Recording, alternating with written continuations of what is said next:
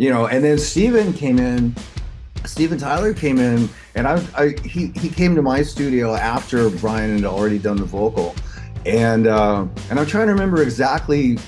I mean, he came in to do the harmonica, or he just happened to have a harmonica with him. I can't remember, but I played it in the track. Like, this is great. Thanks for taking some time out to chat with us. Really do appreciate it. Yeah, yeah, no worries.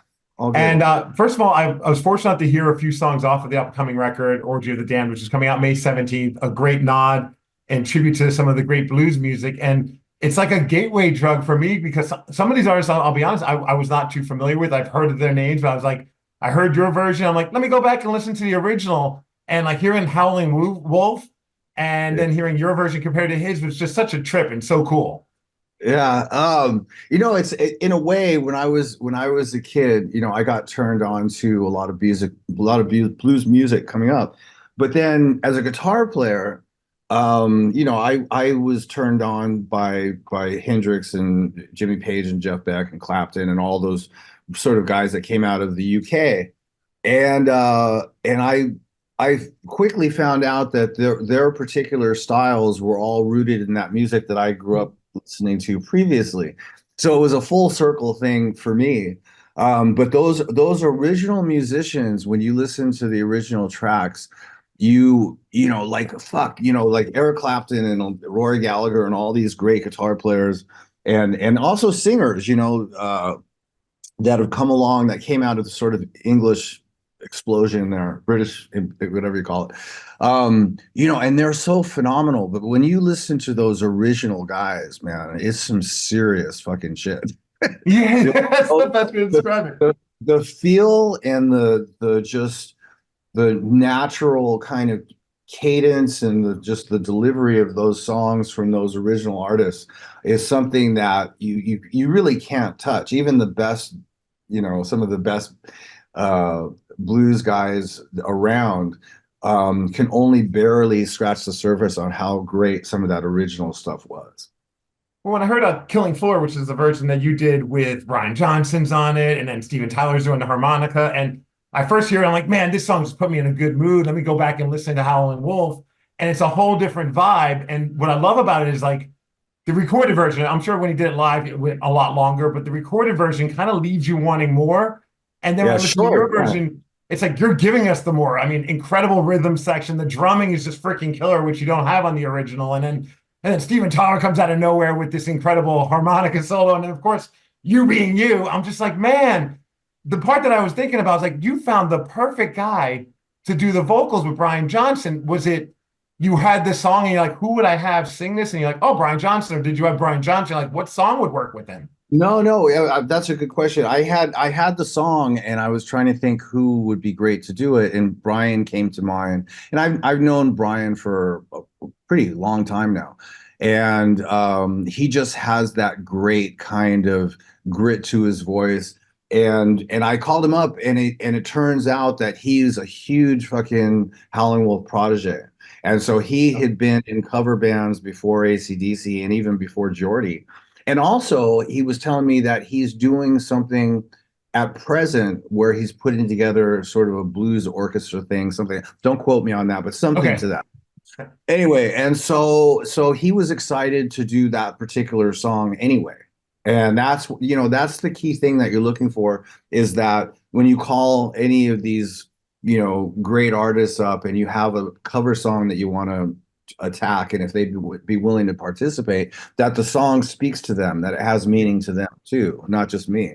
And that's how it was with Brian. He was like, oh, fucking great. Yeah, let's do this. And so, and then Steven Tyler came in, and he came to my studio after Brian had already done the vocal, and I'm trying to remember exactly.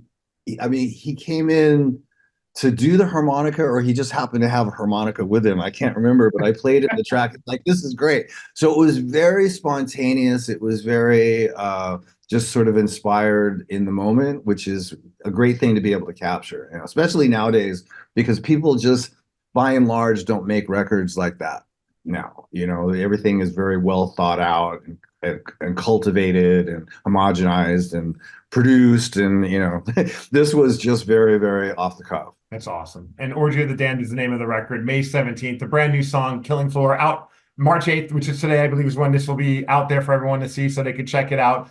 There's upcoming songs that I was able to hear that I just thought blew me away. The one that you did with Chris Stapleton was just phenomenal. I mean, it's just like really great. The one that I think is going to catch a lot of people by surprise, and I'm not too surprised because I really fell in love with her last record because it had a really great rock feel to it, is your collaboration and your cover of Papa Was a Rolling Stone with Demi Lovato. There is a Yeah. vibe to that song that is just mind blowing. Yeah, well, I appreciate that. I mean, this record was inspired by something that I used to do way back in the 90s, or a couple of the musicians on this record I used to jam with in blues cover bands long time ago, right? And so I always wanted to make a record of this stuff. And one of the songs that we used to play was Papa Was a Rolling Stone. Um, and so when it came to doing this record, I was like, I really want to do that song. And Demi came to mind, mostly because I know her and I know some of her background, and we've been through some similar stuff and so on. And she's just really cool. But also the idea of having that sort of young, almost childlike, but really killer soulful voice singing that part about their estranged late father who did all these sort of just short of diabolical things that they heard about. What a great way to deliver that concept with this young girl's voice. And so I called her about it, and she was like, "Oh my God, that would be such a great song to do because I can relate to it on a lot of different levels." And so she was full on into it when we went into the studio to do it, and you can hear it in the delivery. So it's cool. There's so many great singers on it, including Demi and also like you said, Chris Stapleton and Brian Johnson. You have Chris Robinson from the Yeah, Black Crowes is a part of it. Gary Clark Jr., Billy Gibbons. I mean, Iggy Pop. I can't wait to hear the Iggy Pop song. I saw the little trailer video that just gives you a little bit of a taste. I'm just like, yeah, I think yeah. we're about to witness a different vibe of Iggy Pop with what you did with him.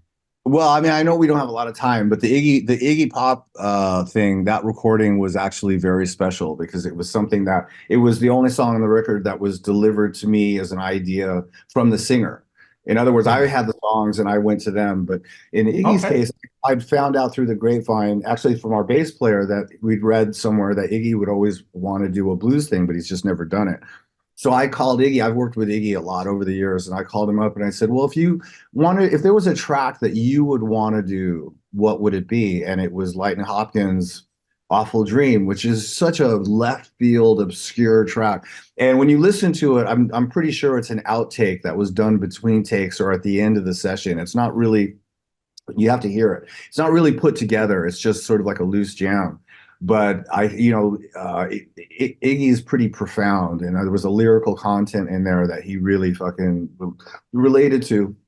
Anyway, so when we did the song, we just sat in the lounge at my studio, which is really just one room. It's just a tiny little room. And we just sat, he sat on a stool and I sat on a stool, and Mike Moore played drums right next to us. And we just did it live right there. And it was something that meant a lot to Iggy. So the way that he sang it was very, very emotionally um, uh, effective, you know? This might be a dumb question, but at what point are we going to get the collaboration father son slash in London? London, your Oh, those drums. Are you guys going to record anything together?